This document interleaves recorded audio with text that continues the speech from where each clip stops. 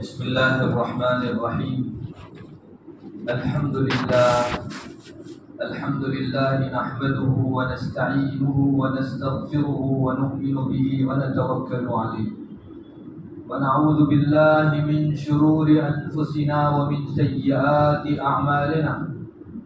من يهده الله فلا مضل له ومن يضلله فلا هادي له، وأشهد أن لا إله إلا الله وحده لا شريك له، وأشهد أن سيدنا ومولانا محمدا عبده ورسوله أرسله إلى الناس كافة بشيرا ونذيرا وداعيا إلى الله بإذنه وسراجا منيرا، صلى الله تعالى عليه وعلى آله وأصحابه وأزواجه وذرياته وبارك وسلم تسليما كثيرا كثيرا.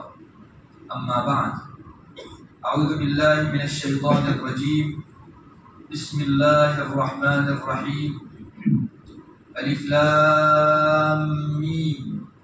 أحسب الناس أن يتركوا أن يقولوا آمنا وهم لا يفتنون، ولقد فتنا الذين من قبلهم فليعلمن الله الذين صدقوا وليعلمن الكاذبين. أم حسب الذين يعملون السيئات أن يسبقونا ساء ما يحكمون. وقال تعالى: يا أيها الذين آمنوا كتب عليكم الصيام كما كتب على الذين من قبلكم لعلكم تتقون أياما معدودات. وقال رسول الله صلى الله عليه وسلم: من صام رمضان إيمانا واحتسابا غفر له ما تقدم من ذنبه، ومن قام رمضان إيمانا واحتسابا غفر له ما تقدم من ذنبه، او کما قال علیہ الصلاۃ والسلام. میرے محترم دینی بھائیوں، دوستوں، بزرگوں، یہ دنیا فتنوں کی آماجگاہ رہی ہے. ہر گھڑی دنیا کے اوپر فتنے برستے رہتے ہیں. ایک مرتبہ نبی اکرم صلی اللہ علیہ وسلم مدینے کے ٹیلوں کی طرف نکلے اور آپ نے آسمان کی طرف نگاہ اٹھا کر فرمایا کہ میں دیکھ رہا ہوں کہ آسمان سے فتنے ایسے برس رہے ہیں جیسے بارش کے قطرے برستے ہیں. ہر گھڑی مختلف قسم کے فتنوں کی بارش دنیا میں رہتی ہے. بعض فتنے ایمان سوز ہوتے ہیں، ایمان کو ختم کرنے والے ہوتے ہیں. بعض حیا سوز فتنے ہوتے ہیں، حیا کو، شرم کو ملیامٹ کرنے والے. بعض فتنے اخلاق سوز ہوتے ہیں، اخلاقیات کا خاتمہ کرنے والے. الگ الگ قسم کے فتنوں سے مسلمان ایمان والا ہر گھڑی دوچار ہوتے رہتا ہے. ایک مومن کا جہاں یہ فرض ہے کہ وہ اپنے رب کی عبادت میں زندگی گزارے، وہیں یہ بھی فرض ہے کہ اپنے دامن کو فتنوں سے داغدار ہونے سے بچائے. آپ نے بھی حضرت عمر رضی اللہ تعالی عنہ کا مشہور ارشاد سنا ہوگا. ایک آدمی نے حضرت عمر رضی اللہ تعالی عنہ سے پوچھا تھا کہ حضرت تقویٰ کس کو کہتے ہیں؟ تو حضرت عمر رضی اللہ تعالی عنہ نے جواب میں فرمایا تھا اس پوچھنے والے کو کہ کبھی کانٹوں کی باڑ کے درمیان تم کو گزرنے کا اتفاق ہوا ہے؟ کانٹوں کی باڑ ہو، اس میں سے تم کو گزرنا پڑا ہو، تو ایسا اتفاق کبھی تم کو ہوا ہے؟ ایسا سابقہ پڑا ہے تم کو؟ تو اس سامنے والے نے جواب دیا: جی حضرت، کانٹوں کی باڑ میں سے گزرنے کا اتفاق ہوا ہے. تو حضرت عمر رضی اللہ تعالی عنہ نے فرمایا کہ اس وقت تم کیسے وہاں سے گزرتے ہو؟ تو اس شخص نے کہا: حضرت، میں اپنے جتنے بھی کپڑے ہیں ان سب کو خوب سمیٹ لیتا ہوں، اپنے بدن کو سمیٹتا ہوں، اور کوئی کانٹا میرے کسی دامن کے حصے کو چبھنے نہ پائے، بدن کے کسی حصے کو لگنے نہ پائے، اس کا اہتمام کرتے ہوئے کم سے کم خراش اور کم سے کم کانٹوں کی چبھن سے میں آگے گزرتا ہوں. حضرت عمر رضی اللہ تعالیٰ عنہ نے فرمایا یہی تقوی کی حقیقت ہے. یہ دنیا چھوٹے بڑے گناہوں کے کانٹے کی باڑ ہے، اس میں سے آپ کو اپنا دامن ایمان بچا کر ایسے نکل جانا ہے کہ کم سے کم آپ کے ایمان کو گناہوں کے کانٹوں کی چبھن پہنچے۔ پوری طرح بچا سکو تو ایک بھی داغ نہ لگنے دو، ایک بھی کانٹے کی خراش اور اسکریچ نہ لگنے دو، گزر جاؤ آسانی سے۔ عام طور پر اس حدیث شریف کو حضرت عمر رضی اللہ تعالیٰ عنہ کے اس اثر کو گناہوں سے بچنے کے لیے پیش کیا جاتا ہے کہ آدمی گناہوں سے ایسے بچے جیسے کانٹے کی باڑ میں سے گزرنے والا آدمی کانٹوں سے اپنے دامن کو، کپڑوں کو بچاتا ہے۔ مگر گناہ آپ کو معلوم ہونا چاہیے دو قسم پر ہے۔ بعض گناہ تو جزوی ہیں اور بعض گناہ وہ ہیں جن کو گناہوں کا پٹارا کہنا چاہیے، کلی درجے کے گناہ، یعنی وہ کہنے کو ایک گناہ ہے لیکن اس کا پٹارا کھولو تو اندر سے گناہوں کا جو ہے ایک مسلسل خزانہ نکلے، کئی گناہوں کا مجموعہ۔ جزوی گناہ جو ہوتے ہیں، ایک گناہ یعنی ایک گناہ، اس کو تو ہم گناہ کہتے ہیں، اور جو کئی گناہوں کا مجموعہ ہو اس کو فتنہ کہا جاتا ہے۔ حضرت عمر رضی اللہ تعالیٰ عنہ کا یہ ارشاد دونوں قسم کے گناہوں کے لیے ہے، ہمارے بیچ صرف ایک گناہ کے لیے اس کو سمجھا جاتا ہے۔ حضرت عمر فرمانا چاہتے تھے کہ دنیا سے ایسے گزر جاؤ کہ کوئی فتنہ تمہارے کپڑے کو آنے لگے، تمہارے ایمان کو چبھن پیدا نہ ہو اس سے۔ اور سچی بات یہ ہے کہ مومن زندگی بھر فتنوں سے لڑتے رہتا ہے، موت تک فتنوں کا شکار رہتا، اسے ڈیفینس کرتے کرتے، دفاع کرتے کرتے آگے بڑھنا رہتا ہے اور اپنے ایمان کو اللہ تعالیٰ کے یہاں سلامتی کے ساتھ لے جانا رہتا ہے، حتیٰ کہ موت کے وقت تک انسان کو فراغت نہیں ہے۔ آپ نے بھی قصہ سنا ہوگا، فضائل اعمال وغیرہ میں حضرت شیخ نے لکھا ہے، حضرت احمد ابن حنبل جو بہت بڑے امام ہیں اور 4 امام جو دنیا کے اندر فالو کیے جانے کے لیے، جن کی پیروی کیے جانے کے لیے اللہ نے منتخب فرمائے ہیں، ان میں سے ایک بڑے امام احمد ابن حنبل، ان کی وفات کا وقت قریب آیا تو رونے لگے، پھر بے ہوشی طاری ہو گئی، تھوڑی سی ہوش والی حالت ہوئی، جیسے ہمارے یہاں کوئی آدمی بستر مرگ پر ہوتا ہے، جاں کنی کے عالم میں ہوتا ہے، وفات پانے کے قریب ہوتا ہے، تو ہمیں حکم ہے کہ اس کے سامنے کلمہ زور زور سے پڑھو، تلقین کرو اس کو کلمے کی، تاکہ ہمارے پڑھنے کی وجہ سے اس کو کلمہ یاد آ جائے اور یہ با ایمان اس دنیا سے رخصت ہو، کلمہ توحید کا دم پھرتا پھرتا اس دنیا سے رخصت ہو۔ میرے بھائیوں، حدیث شریف میں یہ مضمون ہے کہ جس کا پہلا کلمہ اور آخری کلمہ لا الہ الا اللہ ہو، انشاءاللہ جنت میں داخل ہو۔ دونوں چیزیں آئی ہیں، ہمارے بچے کی زبان کے اوپر سب سے پہلا کلمہ لا الہ الا اللہ کا رکھا جانا چاہیے، بہت کم لوگ اس سے واقف ہیں۔ حدیث شریف میں یہ مضمون آیا ہے، بچے کا پہلا کلمہ جو ہے لا الہ الا اللہ، یا اللہ۔ اگر وہ مختصر بولنا سیکھتا ہے تو اللہ سے سکھاؤ، ڈیڑھ اور مم سے نہیں۔ ہمارے یہاں اس کو فخر سمجھا جاتا ہے کہ میرا بچہ جو ہے آج ڈیڑھ بولتا ہو گیا، وہ ڈیڑھ جو ہے وہ ڈیڑھ ہے، مم بولنا مت سکھاؤ، اس کو جو ہے اللہ بولنا سکھاؤ، اور یہ اللہ سے لا الہ الا اللہ تک پہنچے گا انشاءاللہ۔ جس کا پہلا کلمہ لا الہ الا اللہ ہوا، امید رکھو آخری کلمہ بھی انشاءاللہ لا الہ الا اللہ۔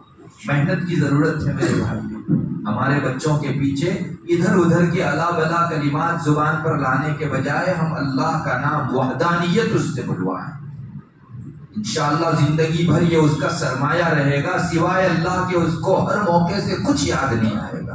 یہی توحید ہے۔ تو بہرحال امام احمد ابن حنبل اپنے آخری گھڑی میں جب ان کو کلمہ تلقین کرنے لگے تو وہ جب بھی کوئی کلمہ پڑھتا تو امام احمد فرماتے لا کا مطلب ہوتا ہے عربی میں نہیں۔ کسی دوسرے نے کلمہ پڑھا تو اتنا بڑا امام کہہ رہا ہے نہیں، ان کے صاحبزادے بھی کھڑے تھے امام احمد رحمۃ اللہ علیہ کے، جن کا نام عبداللہ تھا۔ بار بار کلمہ تلقین کیا جاتا اور یہ بڑا امام جو ہے بجائے کلمہ پڑھنے کے لا کہتا تھا۔ نہیں، جب تھوڑا سا ہوش کا عالم ہوا، تھوڑی سی کشی ختم ہوئی، تو عبداللہ کہتے ہیں ہم نے ابو سے پوچھا کہ حضرت ہم تو چونک گئے کہ آپ اگر کلیمے کا انکار کرتے کرتے دنیا سے رخصت ہو جائیں گے تو پتہ نہیں بے ایمان آپ رخصت ہوں گے۔ ہم آپ کو کہہ رہے تھے لا الہ الا اللہ اور آپ کہہ رہے تھے نہیں۔ ہمیں ڈر لگا کہ کہیں نہ کہتے کہتے آپ دنیا سے رخصت نہ ہو جائیں۔ اب جس شخص نے اپنی پیٹھ کو کوڑوں سے اللہ کے خاطر رنگوایا ہو، اس کو اللہ بے ایمان لے جائے۔ دنیا بھر کا کچا چٹھا موت کے موقع سے سامنے آتا ہے۔ آپ اگر زندگی عبادت میں، طاعت میں، فرما برداری میں گزاریں گے، آپ کی انشاءاللہ آخری گھڑی بہتر جائے گی۔ خاتمہ اللہ کے ہاتھ میں ہے اور سارا مدار خاتمے پر ہے۔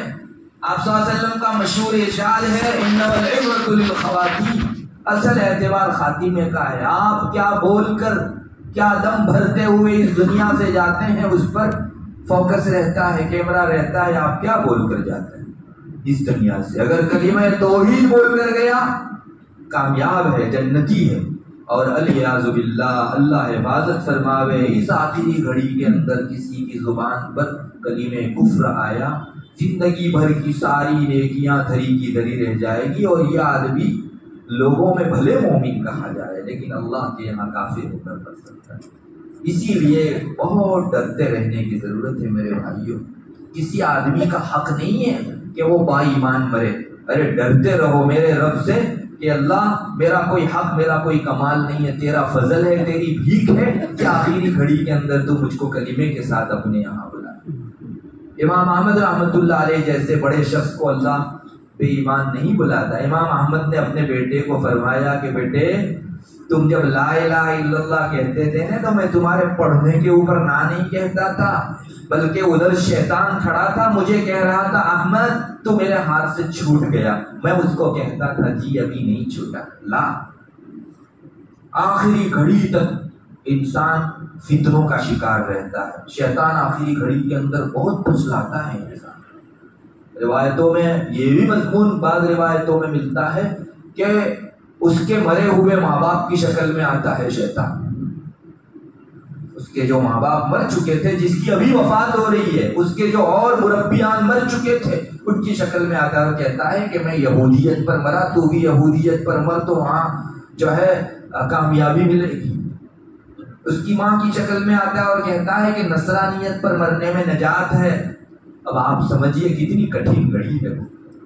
ہم میں سے کس آدمی کو ہنسی آ سکتی ہے اپنی زندگی میں؟ یہی تو وجہ ہے کہ تعجب ہے اس آدمی پر کہ جسے اپنی جہنم یاد ہو، مرنے کے بعد کے بڑے بڑے مراحل یاد ہو، موت کی سختی اور سنگینی یاد ہو، اور وہ پھر دنیا کے اندر بے تحاشا ہنسے۔ کیسے ہنس سکتا ہے جب تک اس سے فراغت نہ ہو جائے؟ مجھے نہیں پتا میرے ساتھ آخری گھڑی میں کیا معاملہ ہونا ہے۔ میرے بھائیوں، میں تو اس واقعے میں آپ کو اتنا دکھانا چاہتا ہوں کہ زندگی بھر بھی فتنوں کی برسات کا انسان شکار رہتا ہے، موت کے موقع سے بھی فراغت نہیں ہے۔ جب تک میری جان با ایمان نہ نکلے اس وقت تک میں فارغ نہیں۔ چوکنا رہنا چاہیے انسان۔ ہر زمانے میں، ہر دور میں فتنے رہتے ہیں، بچ بچا کر انسان فتنوں سے اپنے آپ کو محفوظ کر کے لے جائے، ورنہ میرے بھائیوں ہوتا کیا ہے، فتنوں سے انسان کا ایمان کمزور ہوتے رہتا ہے۔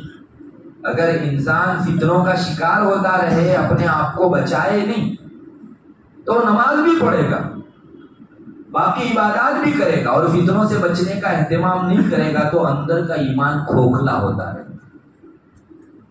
اور موت کی نازک گھڑی کے اندر یہ ایمان اتنا کمزور ہو چکا ہوتا ہے کہ سکرات کے عالم میں اس عالم سے دوسرے عالم کے اندر اس بھاری بھرکم ایمان کو انسان لے کر وہاں منتقل نہیں کر سکتا۔ کیوں؟ اس لیے کہ اپنے قلب کو اس نے فتنوں سے بچایا نہیں، اپنے دل کو فتنوں کی آماجگاہ بنا دیا، آنے دیا، کسی فتنے کی فکر نہیں کی، تو کمزور ہو گیا اس کا دل۔ اس لیے میرے بھائیوں لائٹلی لینے کی ضرورت نہیں ہے، نہایت ٹیلنٹ ہو کر ہر فتنے سے اپنے دل کو بچانے کی ضرورت ہے۔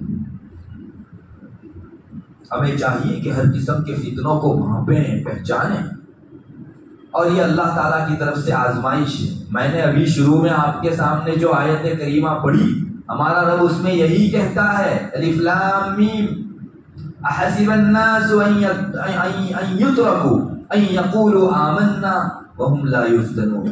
کیا لوگوں نے یہ خیال کر لیا ہے کہ وہ آمنا کہیں گے، اللہ پر ایمان لے آئیں گے اور ان کی آزمائش نہیں کی جائے گی، ان پر فتنے نہیں بھیجے جائیں گے؟ ایسا سمجھ لیا ہے کیا لوگوں نے؟ نہیں۔ فلا الف لام میم حسب الناس ان یترکوا ان یقولوا آمنا وهم لا یفتنون ولقد فتنا الذین من قبلهم۔ اس سے پہلے بھی ہم نے لوگوں پر فتنے بھیجے۔ کیوں بھیجے؟ فلیعلمن الذین صدقوا ولیعلمن الکاذبین۔ کون سچا ہے اور کون جھوٹا ہے ہم دونوں میں تمیز کر دیں۔ فتنوں ہی سے، آزمائشی سے، امتحان ہی سے، ایگزام ہی سے پہچانا جا سکتا ہے کہ کون کامیاب ہے اور کون ناکامیاب ہے۔ ام حسب الذین یعملون السیئات ان یسبقونا۔ جو لوگ برائی کرتے رہتے ہیں اور یہ سمجھتے ہیں کہ ہم اللہ سے چھوٹ گئے، بہت برا خیال ہے۔ ساء ما یحکمون، برا فیصلہ ہے۔ ارے ہر گناہ کا، ہر فتنے کا قلب پر، روح پر، ایمان پر اثر رہتا ہے، ایمان کمزور ہوتے رہتا ہے، اور سکرات کی گھڑی اتنی سخت کہ نہ پوچھیے بات، اتنی سخت گھڑی، اور سب سے زیادہ بھاری بھرکم ایمان اٹھا کر ہم کو لے جانا ہے اس عالم میں۔ اللہ کی مدد کے بغیر کوئی نہیں لے جا سکتا۔ میرے بھائیوں، اسی کے لیے یہ زندگی ہے۔ پاپڑ بیلنے کی ضرورت ہے، مجاہدے کرنے کی ضرورت ہے، ریاضتوں کی ضرورت ہے، اللہ کو خوش کرنے کے لیے مر مٹنے کی ضرورت ہے۔ انشاءاللہ ایسا آدمی اپنے ایمان کو مضبوط کر کے اللہ کے فضل خاص سے آخری گھڑی میں ایمان کو بچا کر اللہ تک لے جا سکے۔ ہماری زندگی ہمارے رب نے اسی لیے دی ہے کہ ایمان کو تیل دو عبادت کا، اس میں تیل بھرو تاکہ یہ جیوت جو ہے وہ بجھ نہ جائے، یہ جلتی رہے۔ میرے بھائیوں، مختلف قسم کے فتنوں کی نشاندہی بھی قرآن و حدیث میں بڑی تفصیل سے ذکر کر دی گئی ہے کہ یہ فتنے امت کے اوپر آنے ہیں۔ احسان ہے ہمارے پروردگار کا کہ اس نے مبہم موگھم فتنوں کو بیان کر کے ہم کو چھوڑ نہیں دیا کہ تم جانو اور تمہارا کام جانے، نپٹو تم، نہیں، نشاندہی کر کے انگلی رکھ رکھ کر آپ کو فتنے بھی بتا دیے گئے اور اس سے حفاظت کا سامان بھی دیا گیا۔ اب بھی اگر کوئی آدمی ان کو فتنہ نہ سمجھے اور ان کے اندر جا گھستا رہے تو اس سے زیادہ محروم، اس سے زیادہ بدقسمت اور کون ہو سکتا ہے؟ میرے بھائیوں، جاننے کی ضرورت ہے کہ رسول اکرم صلی اللہ علیہ وسلم نے کون کون سی چیزوں کو فتنہ قرار دیا۔ چھوٹے فتنے، بڑے فتنے، سب فتن جو ہے بیان کر دیے گئے ہیں حدیث شریف میں۔ بڑے فتنوں میں تو دنیا کی محبت کا فتنہ، انسان کے دل پر دنیا کی محبت حاوی ہو جاتی ہے، اللہ کی محبت رخصت ہو جاتی ہے۔ یہ اتنا بڑا فتنہ ہے۔ دنیا میں جتنے بھی گناہ ہیں، جتنے بھی کرائم ہیں، جتنے جرائم ہیں، جتنی نافرمانیاں ہیں، ان سب کی ایک فہرست بنا لو۔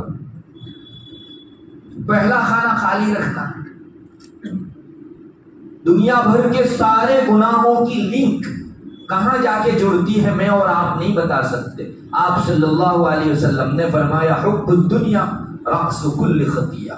ان سارے گناہوں کی جڑ دیکھنی ہو تو دنیا کی محبت ہے۔ پہلا جو کھانا خالی رکھا نا، اس میں حب دنیا والا گناہ رکھ دو، وہ سب کا دادا ہے۔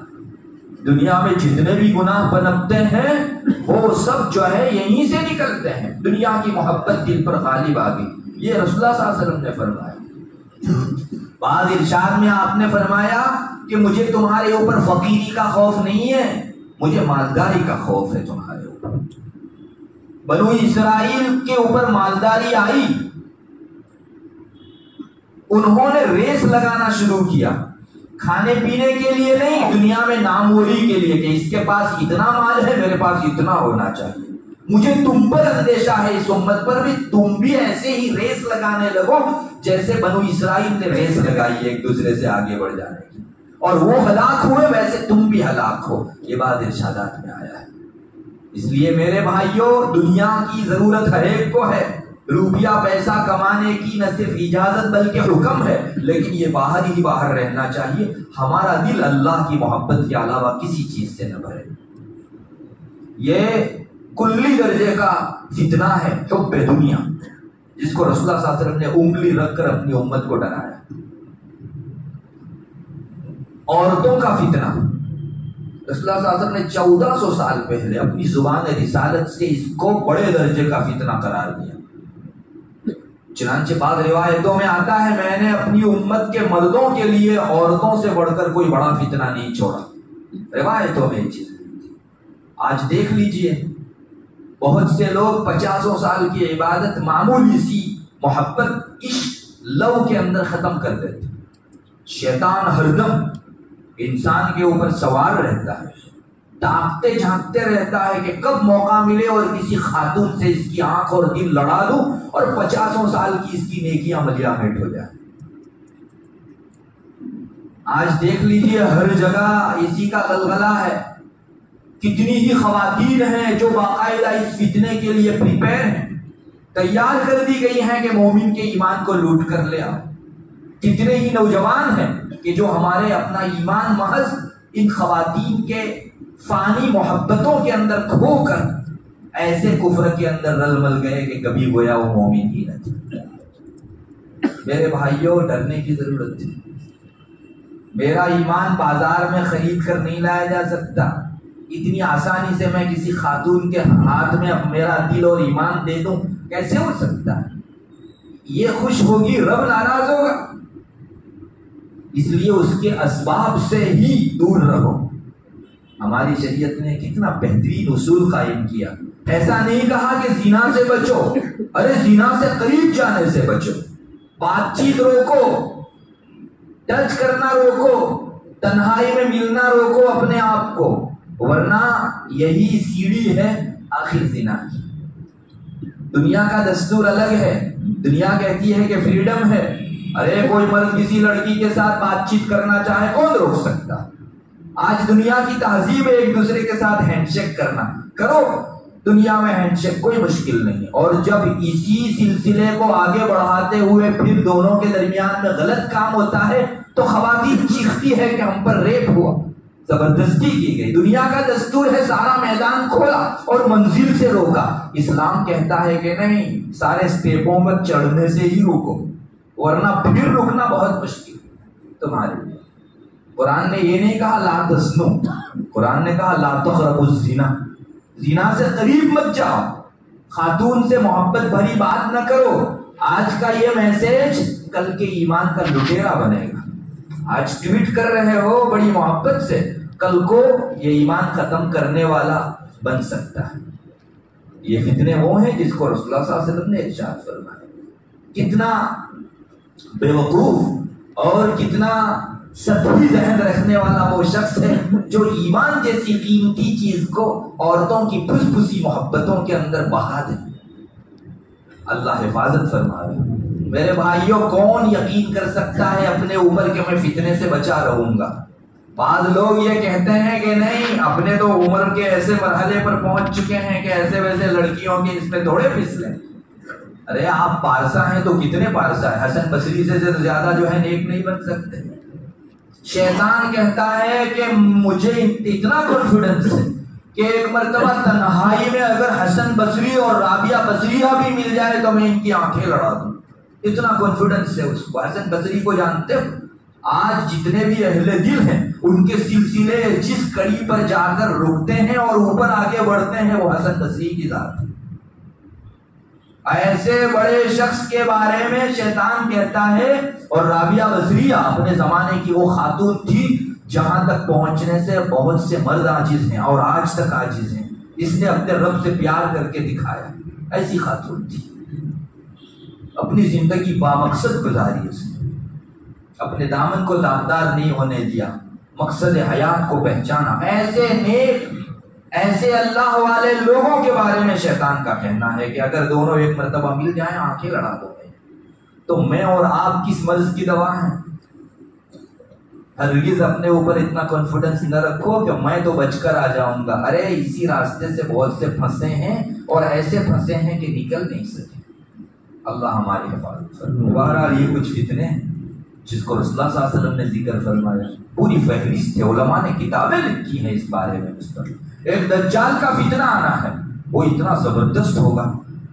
رسول اللہ صلی اللہ علیہ وسلم نے، مجھے یاد پڑتا ہے ابو داؤد کی بعض روایتوں کے اندر یہ ہے کہ بھائی ہمت نہ دکھاؤ کہ میں دجال کے فتنے سے بچا کر نکل آؤں گا. ایک آدمی جاوے گا دجال کا فتنہ نکلا ہوا ہوگا، اور ایک آدمی جاوے گا کہ میں جو ہے اپنے ایمان کے بلبوتے کے اوپر اس سے بچ کے آؤں گا، اور پھنس جاوے گا. بہت زبردست فتنہ ہوگا. سارے نبیوں نے اپنی امتیوں کو ڈرایا ہے دجال کے فتنے سے. یہ بھی آنا ہے، اور اس سے پہلے کے چھوٹے چھوٹے فتنے یہ اسی فتنے کی تیاری ہے. بالآخر اس فتنے میں بہت سے لوگ پھنسے. اللہ حفاظت فرمائے. بہت سے فتنے رسول اللہ صلی اللہ علیہ وسلم نے ارشاد فرمائے. بہرحال مختلف قسم کے فتنوں سے آج بھی امت دوچار ہے. ہر زمانے کے فتنے اپنا رخ، اپنا چہرہ، اپنا موہرہ تھوڑا سا تبدیل کر کے آتے ہیں، لیکن پہچاننے کی ضرورت ہے کہ یہ وہی چیز ہے جس سے 1400 سال پہلے آپ صلی اللہ علیہ وسلم نے ہمیں ڈرایا تھا، بچایا تھا، رکوایا تھا. ایمان سوز فتنے، کفر و شرک کا فتنہ ہندوستان کے اندر امڑتے سیلاب کی طرح آ رہا ہے. کون اندازہ نہیں لگا سکتا. ارے 50 سال کا مومن جو ہے ایک کفر کا سلوگن بول کے ڈائریکٹ کفر میں چلا جا رہا. ایمان بڑی پرنزاکت چیز ہے. ہم لوگ سمجھتے ہیں کہ ایمان جو ہے وہ بہت بھاری بھرکم ہے، تو اس کو ہٹانے کے لیے بھی بہت بھاری بھرکم چیز کی ضرورت پڑے گی. علماء نے لکھا ہے ایک کلمہ کفر زبان سے نکل گیا، 50 سال کا مومن آن دا اسپاٹ کافر ہو جائے گا، فوراً کافر ہو جائے گا. اور کافر ہونے کا مطلب 50 سال کی عبادت جتنی بھی تھی وہ ملیا میٹ. اب واپس ایمان لاتے ہو نا تو نئے سرے سے عمل کرو، وہ گزشتہ نیکیاں تم کو نہیں ملے گی. احباط العمل، ساری نیکیاں ختم کر دی جاتی ہیں. میرے بھائیوں، ہم کتنے لائٹلی اور آسانی کے ساتھ اور نارملی ہماری زبان کے اوپر کبھی کبھی جو ہے لوگوں کو خوش کرنے کے لیے کلمہ بول لیتے ہیں. مت بولو ان کے سلوگن کو، ایمان کے لالے پڑ جائیں گے. آج باقاعدہ محنت ہو رہی ہے کہ مومنوں سے بھی نعرے لگوائے جائیں. کسی کو خوش کرنے میں رب کو ناراض مت کرو. اگر سب کو خوش کرنے میں رب کو ناراض کرو گے تو سب بھی اللہ ناراض کر دے گا اور اللہ بھی راضی نہیں ہوگا. اللہ حفاظت فرماوے. یہ بہت امڑتے سیلاب کی طرح آ رہا ہے ہمارے درمیان. چنانچہ سلیبس سے لے کر کورس وغیرہ سے لے کر مختلف تہواروں میں ہم کو شامل کر کے مروت کے نام پر، رواداری کے نام پر، انسانیت کے نام پر، ایکتا کے نام کے اوپر ہمارے ایمان کو چھینا جا رہا ہے. اور مسلمان ہے اتنا بھولا بالا کہ 50 سال کا ایمان ایکتا کے نام پر ذبح کر دیتے. توحید میں کمپرومائز مت کرو. اس کے بغیر تمہارے پاس سرمایہ کیا ہے؟ ایک مومن کا توحید کے علاوہ اور کیا سرمایہ ہے؟ وہ گیا سو مومن ختم. میرے بھائیوں، وہ مروت مت دکھلاؤ. ان میں سے کوئی ہے جو مروت کے اندر آپ کے رب کو تنہا سجدہ کرے اور اپنے معبودان باطلہ کا آپ کو خوش کرنے کے لیے انکار کرے؟ کبھی نہیں دیکھو گے، حالانکہ باطل پر. لیکن وہ تو جو ہے رواداری نہیں دکھلاتے، اور ہم ہی رواداری دکھلاتے ہیں ان کے ساتھ. ہم ہی انسانیت اور ایکتا کا سبق جو ہے ان کو دکھلاتے ہیں. مت بولو، نہ کہو کہ سب کچھ ہو سکتا ہے. یہ زبان کلمہ کفر نہیں بول سکتی. میرے رب کے ساتھ میں کسی کو شریک نہیں کر سکتا. کون ہے یہ کلمہ میری زبان سے نہیں نکلے. یہ ہے کفر کا فتنہ، اور اس وقت ہندوستان کے سر کے اوپر منڈلا رہا ہے بڑی تیزی کے ساتھ. اور کھیپوں کی کھیپیں جو ہے ادھر جائیں ایسے اندیشے محسوس کیے جائیں. میرے بھائیوں، بہت نزاکت کے ساتھ پھونک پھونک کر قدم رکھنے کی ضرورت ہے. ان کے تہواروں میں شرکت کبھی نہ کرو۔ علماء نے لکھا ہے کہ عظمت کے ساتھ جو ان کے تہواروں میں شریک رہا اس پر کفر کی گھنٹی لٹک گئی۔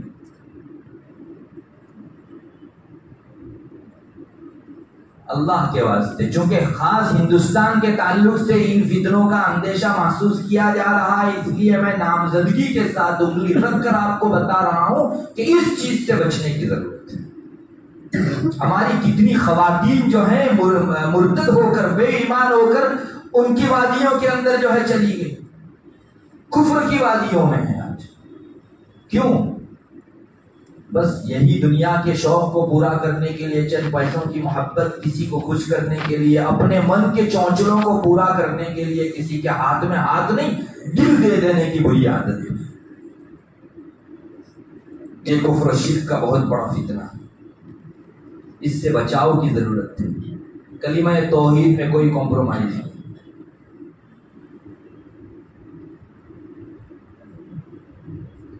بہت کچھ کہا جا سکتا ہے اس پر، لیکن چونکہ مجھے آگے بھی بڑھنا ہے، تھوڑا چند چیزیں اور بھی دکھانی ہیں، اس لیے میں اس چیپٹر کو یہاں کلوز کر کے آگے دوسرے نمبر پر ایک بہت بڑا فتنہ الحاد کا۔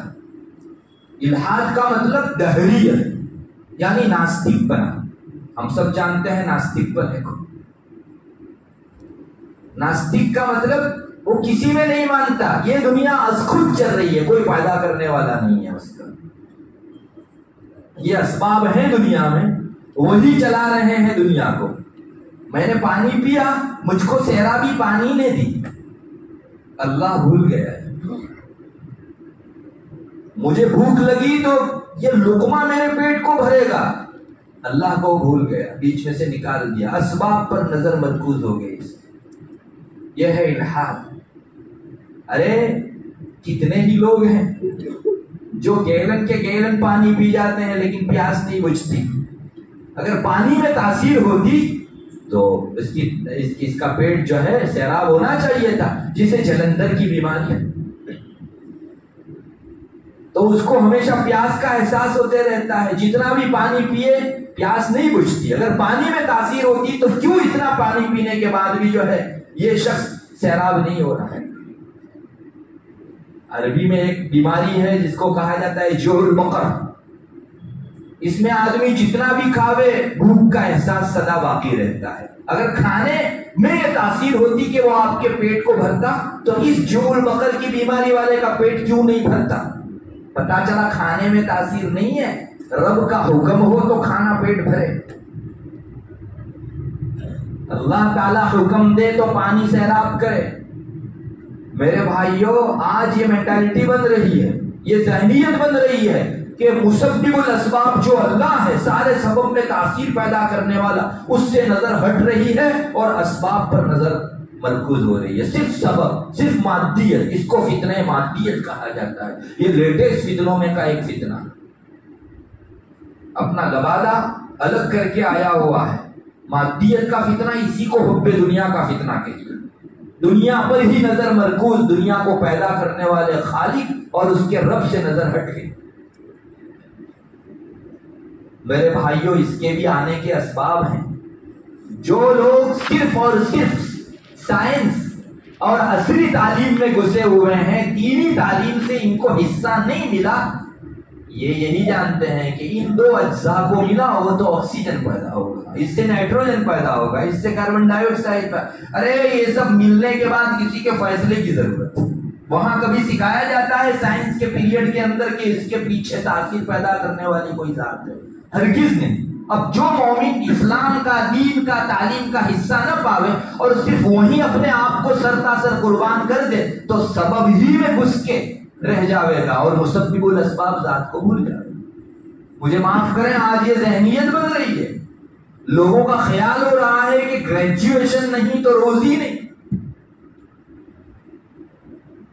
دوا پیئیں گے تو ہی شفا، دوا نہیں تو شفا نہیں۔ کیا حیثیت ہے دوا کی؟ رب تعالیٰ اسی دوا سے بہت سو کو مار نہیں ڈالتے۔ یہی دوا کسی ایک پر اثر کر رہی ہے اور دوسرے پر ریئیکشن ہو رہا ہے اس کا۔ دوا کی اپنی ذاتی تاثیر ہوتی تو دوسرے کو بیمار کیوں بناتی؟ پتا چلا کہ دوا کے بعد کسی کے فیصلے کا انتظار ہے۔ یہ ہماری ذہنیت بن گئی. اگر کوئی آدمی اصلی تعلیم میں بالکل نہیں جاتا تو اسے ایک مجرم کی حیثیت سے دیکھا جا رہا ہے کہ گریجویشن تم نے نہیں لیا, کھاؤ گے کیسے؟ ارے دنیا کھا رہی ہے. میں منع نہیں کرتا گریجویشن سے آپ کو, سوری آپ حضرات جو ہے یہ نہ مانے, لیکن بات اس دکھتی رگ کی ہے جس پر جو ہے انگلی رکھنا ضروری ہے. ارے آپ کمائیے, گریجویشن حاصل کیجئے, لیکن فیصلہ ہمارے رب کو سپرد کیجئے کہ وہ کہے گا تو روزی ملے گی, ورنہ نوکری کے بعد بھی آپ مقروض رہ سکتے ہیں, ضرورتیں کھڑی اور پیسہ ختم. کیا نہیں ہوتا اس طرح سے؟ سارے اسباب کے اندر اس ذات کو کبھی نہ بھولو جو ذات تاثیر پیدا کرتی ہے. انشاءاللہ آپ میں الحاد نہیں آوے گا, ناستک بنا نہیں آوے گا. آج دنیا میں ناستکوں کی تعداد بڑھ رہی ہے. مجھے معلوم نہیں, آپ لوگ شاید دیکھتے ہیں, یعنی اخبار میں ہر سال ایک مرتبہ سروے چھپتا ہے کہ ہندوستان میں گزشتہ سال ناستکوں کی کتنی تعداد تھی اور اس سال بڑھ کے کتنی ہو گئی. یہ کودتے ہوئے آنکڑا جو ہے وہ آگے بڑھ رہا ہے, اس کا تشویشناک حد تک ناستکوں کی تعداد میں اضافہ ہو رہا ہے.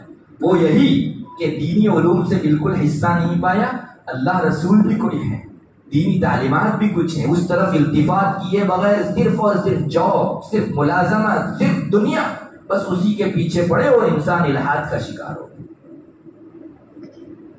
بغیر ایمان کی روشنی کے, بغیر تعلیمات شرعیہ کے اگر کوئی آدمی صرف سائنس پڑھے گا, بہت بڑا خطرہ ہے اس میں. آپ اپنے بچے کو سائنس بھی پڑھاؤ اور مکتب کے اندر اللہ ہے, موجود ہے, ایک ہے, یہ سب چیزیں بھی سکھاؤ. بلکہ میں تو آگے بڑھ کے آپ کو کہوں گا کہ اس خطرے کو ٹالنا ہو تو دوائی پینے کے موقع سے زبان سے بول دیا کرو, یا اللہ دوائی میں کوئی تاثیر نہیں ہے, تو پیدا کرے گا تاثیر تو میں اچھا ہوں گا, بسم اللہ بڑھ کے پی جاؤ.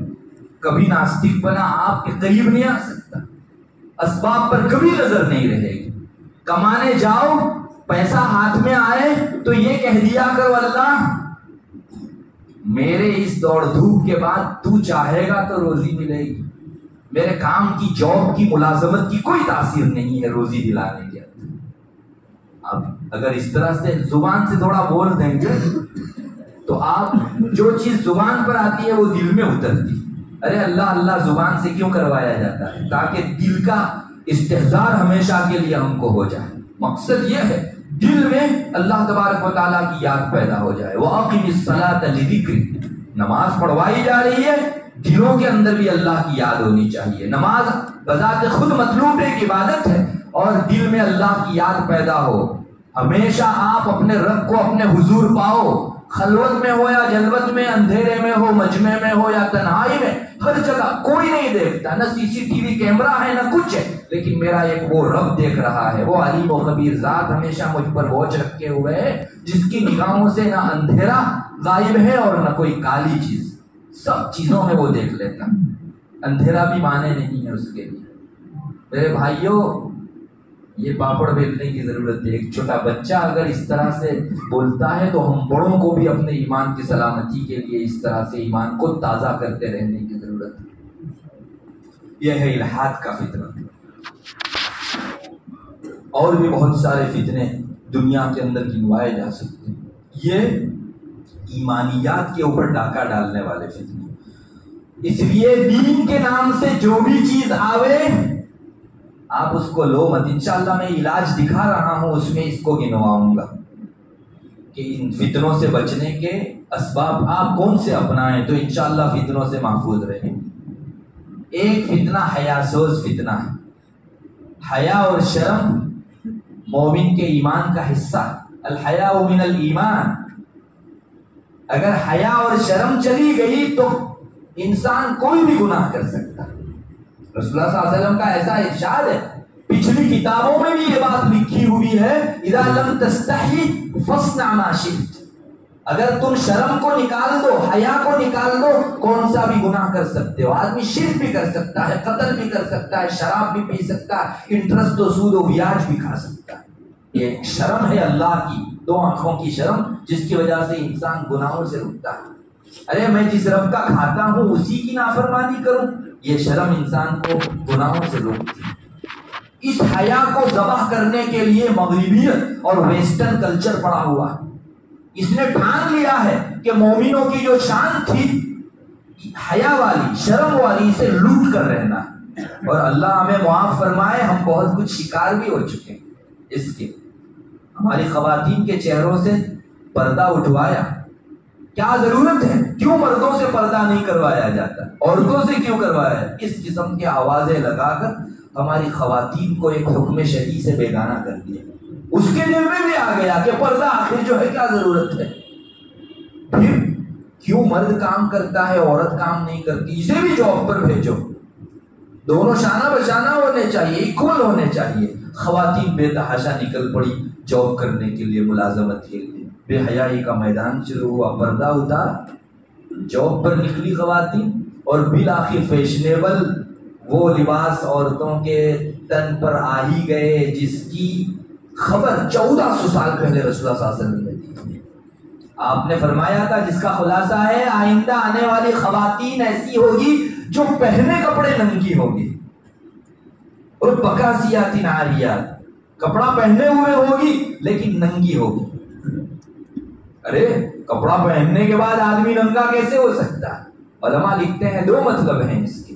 ایک تو یہ ہے کہ اتنا پتلا کپڑا ہوگا کہ وہ کپڑا بھی کیا کپڑا ہے، اوپر سے اندر کی چمڑی اور سب کچھ دکھتا ہے۔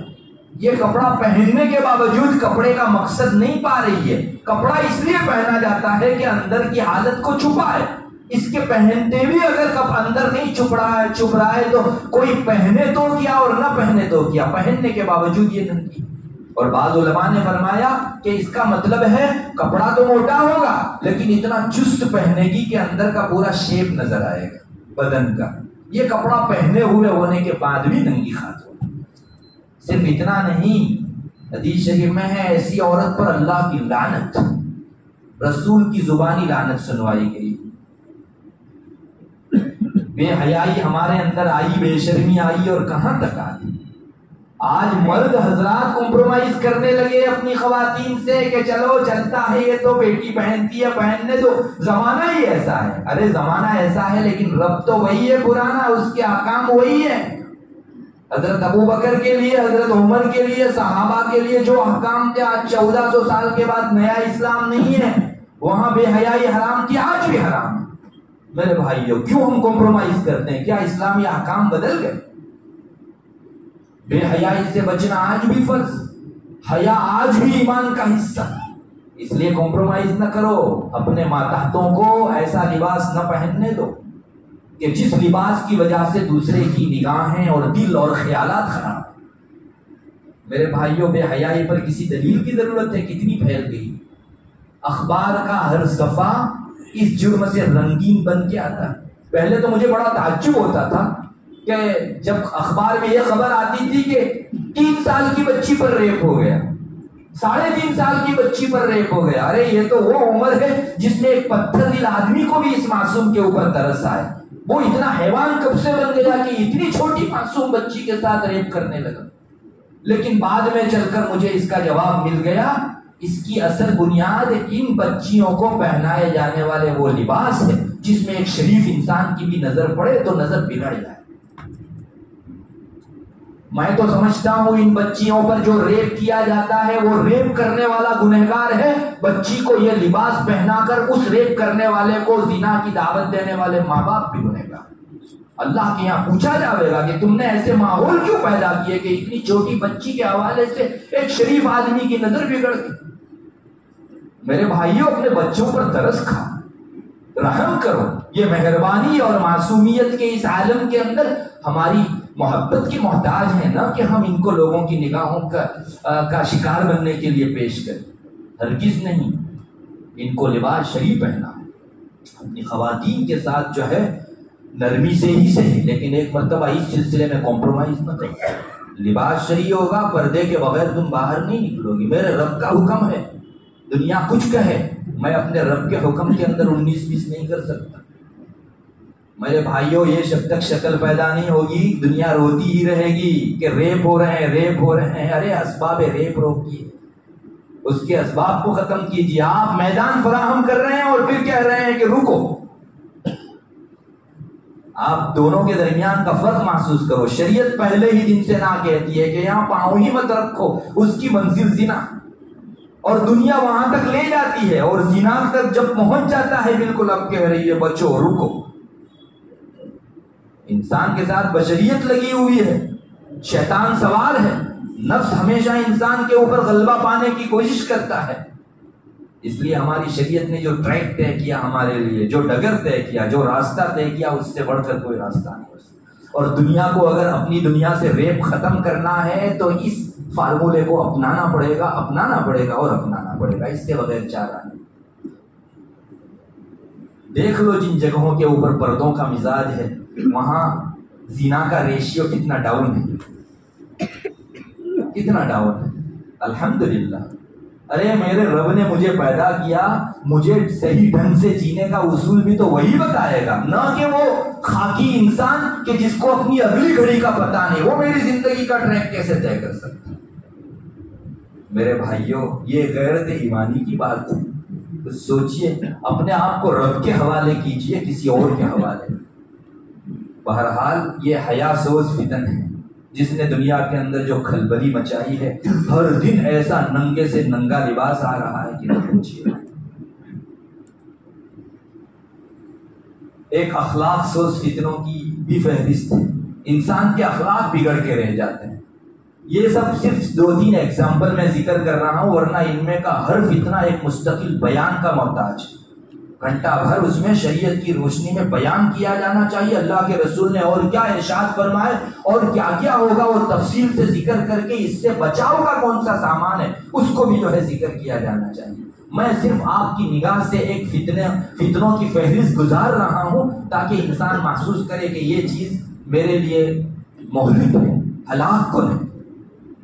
اخلاق کو ختم کرنے والے فتنوں میں سے ایک سود اور انٹرسٹ خوری ہے. یہ انٹرسٹ اور بیاج جو ہے یہ انسان کے اخلاق کو بگاڑ کے رکھ دیتا ہے. آج انٹرسٹ اور بیاج کتنا زیادہ عام کر دیا گیا. مومن بے تحاشا انٹرسٹ کھانے کے اندر پڑا ہوا ہے. کل تک تو یہ ہوتا تھا کہ لوگ پوچھتے تھے کہ میں اتنا مجبور ہوں کیا کسی سے انٹرسٹ اور بیاج کے اوپر رقم لے سکتا ہوں. آج مومن یہاں تک پہنچ گیا کہ اپنی رقم دوسرے کو دے کر بیاج حاصل کرنے لگا. بیاج حرام ہے، اس کو حلال سمجھنے والا اپنی جگہ پر کافر. بیاج کھانے والے کے لیے قرآن میں لگ بھگ وہی سزا سنائی گئی جو ایک کافر کو سنائی گئی. ہمیشہ کی جہنم کافر کو سنائی گئی ہے، ایک بیاج کھانے والے کے لیے بھی ایگزیکٹ یہی سزا. میرے بھائیوں سوچئے تو صحیح، ہمارے درمیان میں یہ ربا، سود، بیاج اور انٹرسٹ خوری جو ہے پاؤں پسار رہی ہے، اور اس کی وجہ سے انسان کا دل سخت ہو جاتا ہے. بیاج کھانے کی وجہ سے انسان کا دل سخت ہو جاتا ہے. نہیں دیکھا آپ لوگوں نے جو بیاج کی اگرانی کرنے والے ہوتے ہیں، سامنے والے کا مکان بکے تو بکے لیکن میرا پیٹ بھرنا چاہیے. خون چوس کر پیٹ بھرنے کا مزاج پیدا ہوتا ہے دوسروں کا. ہمارے یہاں تو گجراتی میں کہاوت بھی مشہور ہے. ہمارے یہاں جب کسی کی سخت دلی کو کہاوت سے پیش کرنا ہو تو بیاجیا تھی بھی ادھارے کٹھن دل چھے، ایسا بولتے ہیں. بیاجیا تھی بھی ادھارے کٹھن دل، اس کا دل جو ہے بیاجیے سے بھی یعنی وہ ایگزامپل بن گیا، مثال بن گیا کہ بیاجیا آدمی جو ہے اس سے زیادہ دنیا میں کوئی پتھر دل نہیں ہو سکتا. میں نہیں جانتا، مجھ کو تو اپنا انٹرسٹ و بیاج چاہیے، مکان بیچو تم بھی کو، ہم نہیں جانتے. بڑی حالتیں پیش آ رہی ہے. اسلام نے کوئی خواہ منع نہیں کیا تھا، اس کے پیچھے بڑی حکمتیں تھیں. انسان کی کامیابی کا راز اس کے پیچھے مثبت تھا. ہمارے رب نے ہمارے لیے خوشیوں کے واسطے، انجوائے کے واسطے جو حلال راستے تھے کھول دیے. جاؤ اس راستے سے انجوائے کرو، کوئی منع نہیں کرتا. لیکن جہاں منع کیا ہے وہ اس لیے منع کیا کہ تمہارے لیے مضر. میرے بھائیوں یہ ہے سود خوری کا مزاج، اور اس کی وجہ سے ہمارے اخلاق بگڑ گئے. ارے جو سخت دل ہو گیا وہ کسی کو مارے گا، قتل کرے گا، ظلم کرے گا، اتیاچار کرے گا، لوگوں کا پیسہ کھینچے گا، ساری بد اخلاقیاں پیدا ہوگی. پھر بیاج والا آدمی جس کا مزاج بیاجی بن گیا ہو وہ کسی کے پیٹ میں سے لقمہ اٹھا کے کھا لے گا، جبکہ اسلام چاہتا ہے کہ تم اپنے پیٹ کا لقمہ دوسرے کو کھلا دو، خود بھوکے رہو دوسرے کا پیٹ بھرو، یہ اسلام کا مزاج ہے۔ بد اخلاقیاں یہاں تک بڑھ گئی اور یہ انٹرسٹ خوری کی وجہ سے۔ ایک برا گناہ ہے مفاد پرستی، میرا ذاتی فائدہ کہاں ہو رہا ہے وہ میں دیکھوں، اس کی وجہ سے بھی اخلاق بہت بگڑے ہیں۔ میرا ذاتی فائدہ، ہر چیز میں فائدہ ڈھونڈتا ہے انسان، دنیاوی فائدہ کا۔ ارے ہمارے یہاں بچے اتنے بگڑ گئے کہ پہلے تو خواتین ان کو کہتی تھی کہ بیٹے دکان سے تیل لا دو، یہ لا دو، اب بچے کہتے ہیں 5 روپیہ دو گی خالہ تو میں لا دیتا ہوں۔ یہاں تک ہو گیا یہ مفاد پرستی، ہر چیز بکنے لگی۔ پہلے ایک بھائی کوئی تجارت دھندا کرتا تھا، بہن نے کہا کہ میرا بھی تھوڑا اتنا انویسٹ کر دو، جو کچھ آئے بہت زیادہ محنت کرنے کی ضرورت نہیں، میرا اتنا نکال دینا، کر دیتا تھا بھائی، کوئی فرق بھی نہیں پڑتا لاکھوں روپے کے اس میں۔ لیکن اب بھائی پہلے یہ پوچھتا ہے اپنا کتنا پرسنٹیج، ارے بھائی مدد کر دو۔ کسی کو فارم بھر دینا ہے تو آدمی ازرا ہے تعاون بھر دیتا ہے، اب یہ پوچھتا ہے بھائی پیسہ لاؤ، یہ مفاد پرستی، اسی کو شح مطاع کہا جاتا ہے عربی میں، رسول اللہ صلی اللہ علیہ وسلم کی زبان۔ مفاد پرستی، مطلب پرستی، غرض پرستی، پیسہ کتنا ملے گا اس پر بات کرو۔ یہ اخلاق کو بگاڑنے والی چیزیں اسلام نے پہلے سے ہی روک لگا دی تھی۔ بہرحال ایک فہرست ہے فتنوں کی، اللہ ہماری حفاظت فرمائے اور ہم کو پہچاننے کی آنکھیں عطا فرمائے کہ یہ فتنہ ہے میرے رب سے دور کرتا ہے۔ میرے بھائیو، اب آپ پوچھیں گے کہ ان فتنوں سے بچاؤ کا سامان شریعت نے کیا کیا ہے، تو پہلی بات تو یہ ہے کہ آپ اپنے رب کے حضور روزانہ یہ دعا کیا کرو کہ اللہ مجھے فتنوں سے بچا، جو مانگتا ہے وہ پاتا ہے۔ آپ اپنے رب کو اگر کہیں گے کہ اللہ میرے ایمان کو خراب کرنے والے، میری حیا کو لے اڑنے والے، میرے اخلاق کو بگاڑنے والے فتنوں سے مجھے بچا، تو جب بھی آپ کے سامنے اس قسم کا کوئی فتنہ آئے گا، جس نے اس سے پناہ مانگی ہے وہ اس میں کبھی نہیں جاوے گا۔ تو آپ کی زبان سے بار بار اپنے رب سے مانگے جانے کی وجہ سے آپ کے دل کی ایک فضا تیار ہوگی۔ جو روزانہ فتنوں سے پناہ مانگتا ہے اس کے دل کے اندر فتنوں کی برائی اترتی ہے، اور فتنوں کی برائی اتر جائے اس کے لیے بچنا آسان۔ مجھے معلوم ہے کہ انگارہ ہے، میں کبھی جیب میں نہیں رکھوں گا، آسان ہے بچنا، اس لیے اللہ سے پناہ مانگو، اور باقاعدہ معصور دعاؤں میں یہ چیز ملتی ہے۔ رسول اللہ صلی اللہ علیہ وسلم نے اتنے بڑے مقام پر رہ کر خود اپنے لیے فتنوں سے بچاؤ کا سامان دعاؤں کے اندر مانگا ہے تاکہ امت بھی مانگا کرے۔ معصور دعاؤں میں ملتا ہے اللہم انا نعوذ بک من الفتن ما ظہر منها وما بطن، اے اللہ ہر فتنے سے حفاظت چاہتا ہوں، جو کھلے اور اوپنلی فتنے ہیں ان سے بھی، اور جو چھپے فتنے ہیں ان سے، سیکریٹ فتنے ہیں ان سے بھی، سب سے اللہ تیری پناہ۔ اور کوئی باہمت ہو تو 2 رکعت مستقل صلاۃ الحاجت پڑھ کے اللہ تعالیٰ سے اپنے لیے، اپنے اہل خانہ، سارے گھر والوں کے لیے 2 رکعت پڑھ کے جو ہے فتنوں سے پناہ مانگو۔ جو مانگتا ہے وہ پاتا ہے، اللہ سے جو ڈرتا ہے وہ بچ پاتا ہے۔ اللہ تو نے ان چیزوں کو روکا، منع کیا، حرام کیا، گناہ قرار دیا، میں چاہتا ہوں کہ بچوں اس سے، تو میری مدد فرما۔ اللہ سے کہتے رہو۔ سب سے بہتر مومن کے لیے دعا راستہ، دعا تقدیر کو بدل دیتی ہے۔ روایتوں میں آتا ہے لا يرد القدر الا الدعاء، رسول اللہ صلی اللہ علیہ وسلم کے ارشاد میں یہ چیز ملتی ہے۔ تقدیر کو کوئی 19-20 کر سکتا ہے، اللہ نے جو لکھا ایگزیکٹ، لیکن حدیث شریف میں ہے کہ تقدیر کو اگر کوئی چیز بدل سکتی ہے تو دعا بدل سکتی ہے۔ آپ مانگو تو صحیح۔ ہم لوگ اتنے پست ہو جاتے ہیں اور اتنے زیادہ ناسپاس ہو جاتے ہیں، جس کو گجراتی میں ہم کہیں کم ہمت ہو جاتے ہیں، کہ بس اب مصیبت آئی کوئی نہیں رو، ارے وہ رب روک سکتا ہے جو اسے لا رہا، کہو تو صحیح اس سے۔ ایک بچہ اپنے پاس آنے والے، قریب آنے والے کتے کے موقع سے بھی ماں کو کہتا ہے ماں کتا آیا بچاؤ، اسے معلوم ہے کہ اس نے پاؤں منہ میں لے لیا ہے، لیکن ماں کو پکارتا ہے۔ تو کیا ہمارا رب قادر نہیں آج چکنے والے فتنوں کو ٹالنے کے لیے؟ مانگو تو صحیح، کم سے مانگیے وہ بچاوے گا۔ اور آج جو لوگ بچ رہے ہیں اسی راستے سے بچ رہے ہیں، اس قادر مطلق ذات کو کہتے ہیں کہ جو روک پاتی ہے ہر قسم کے فتنے۔ میرے بھائیو یہ ہے فتنے سے بچنے کا بڑا آسان سامان۔ ایک دوسرا سبب جس سے انسان فتنے سے محفوظ رہ سکتا ہے، میرے بھائیو فتنے سے آدمی تب بچے گا جب فتنے کو سمجھ پائے گا۔ میں اس کو فتنہ سمجھوں تو بچوں گا نا۔ ایک چھوٹا بچہ، اس کو بٹھاؤ کسی جگہ اور ایک انگارہ رکھ دو وہاں، یہ بچہ انگارے کی طرف لپکے گا۔ 1.5 سال کا 2 سال کا بچہ، اسے شعور ہی نہیں ہے، سمجھ ہی نہیں ہے، اور اس کا باپ یا ماں اس کو ہٹاتی ہے تو وہ اپنے باپ کو مارتا ہے کہ کتنا ظالم باپ ہے، اتنا بہترین کھلونا ہے، سارے کھلونوں میں سب سے زیادہ چمکیلا یہ ہے، میرا باپ جو ہے میرے شوق کو پورا نہیں کرنے دیتا۔ اس کی نادانی ہے، اسے پتا ہی نہیں کہ کھلونا نہیں ہے، یہ انگارہ۔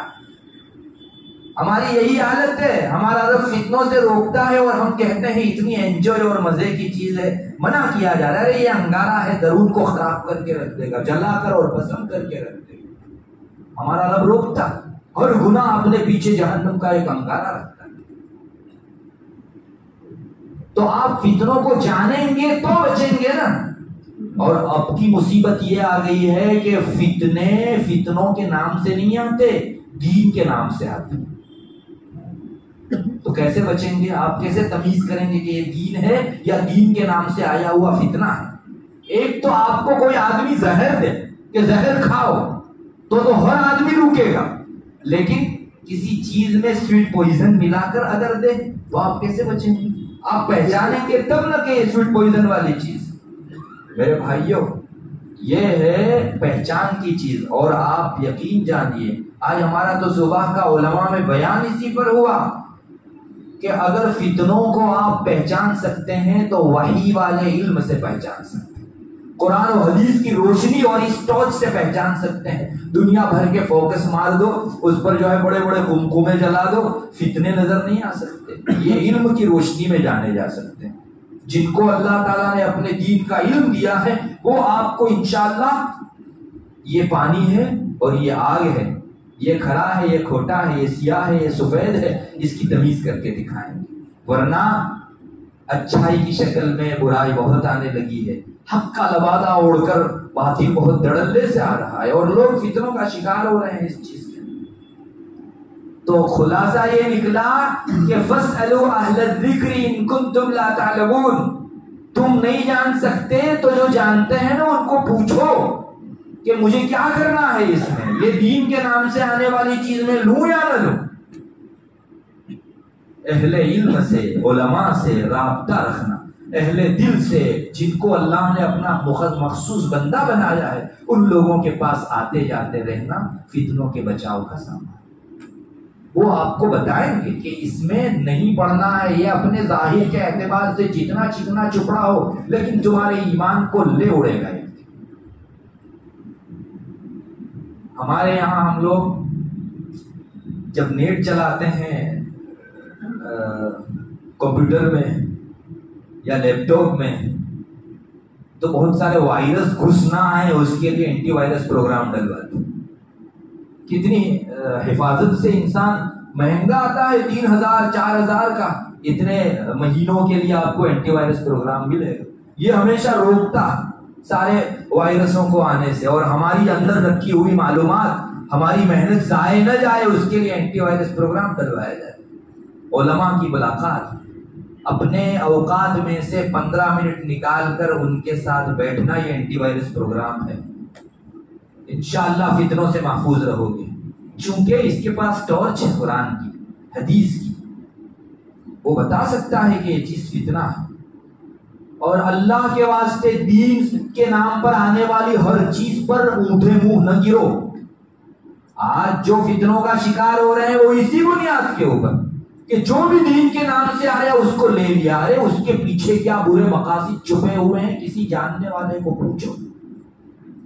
4 جملے اچھے ہوں گے اور 5واں سویٹ پوائزن والا جملہ ہوگا، آپ اچھائی کے ساتھ برائی بھی لے لیں گے، اور جب جمع ہو جاوے گا تو بڑا اسلحہ بن جاوے گا اور آپ کو نکل لے گا، پھر حرکت کرنے کا بھی موقع نہیں رہے گا۔ جو باطل کو حق سمجھنے لگے اسے حق کون سمجھا سکتا ہے؟ جو دلیل کرے کہ یہ انگارہ نہیں کھلونا ہے، انگارے کو ایسا بتائے، آپ کیا دلیل دیں گے اس کو؟ جس نے ٹھان لیا ہے کہ یہ انگارہ نہیں، یہ کھلونا ہے، آپ نہیں سمجھا سکتے۔ یہ حالت بہت دیر بعد جا کر پیدا ہوتی ہے، تو مت شکار ہو جاؤ۔ اور میں نے جو ابھی وعدہ کیا تھا میں آپ کو بتاؤں گا، یہی نیٹ پر، موبائل پر اور سوشل میڈیا پر اور مختلف ایپس کے اوپر آنے والی ہر دین کے نام کی چیز کو لے مت لو۔ بہت سی چیزیں باطل ہوتی ہے اور حق کے نام سے آتی ہے، حق کا عنوان اوڑھ کر آتی ہے، مت لیا کرو۔ ہم اپنے بدن کے اعتبار سے تو کتنے الرٹ ہیں کہ ہر کسی دکان کے اوپر جا کر کہیں مکھی بیٹھی ہو، وائرس چل رہے ہو، نہیں کھا لیتے کیونکہ بدن خراب ہوگا، صحت متاثر ہوگی۔ اور دین اتنا سستا ہو گیا کہ کہیں سے بھی دین کے نام سے ملا، لے لیا آپ نے، نہ یہ پوچھنے کی ضرورت کہ واقعی دین بھی ہے یا دین کے نام سے بے دین ہے۔ ارے اس راستے سے آنے والی حد، آپ کسی کو پوچھو، فتنوں سے وہ آدمی انشاءاللہ محفوظ رہے گا جو اپنا ہر قدم اپنی شریعت سے پوچھ کر آگے بڑھائے۔